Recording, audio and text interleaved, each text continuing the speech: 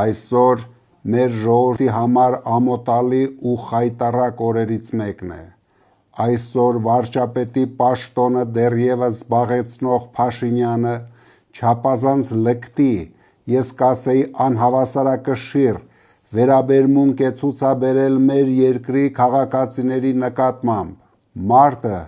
ով ժամանակին ասում էր, թե մեր երկրում կա 3 միլիոն վարչապետ, կորցրել է ինքնատիրապետումը և իրականության զգացումը։ Այսօր իր քարոզարշավի ժամանակ ժողովրդին իր նախընտրական ծրագրերը ներկայացնելու փոխարեն Փաշինյանը ձեռքերին ազատություն է տվել և հարձակվել անհետ կորած մեր հերոսի քրոջ վրա, և շրջապատված լինելով թիկնապաներով Փաշինյանը հարձակվել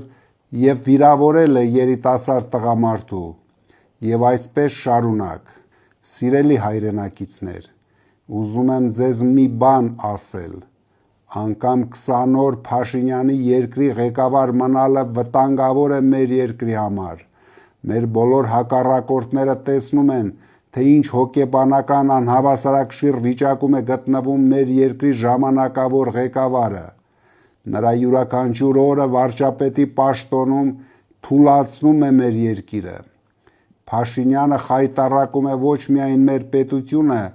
այլև հայ ժողովրդի, հայ տղամարդու կերպարը։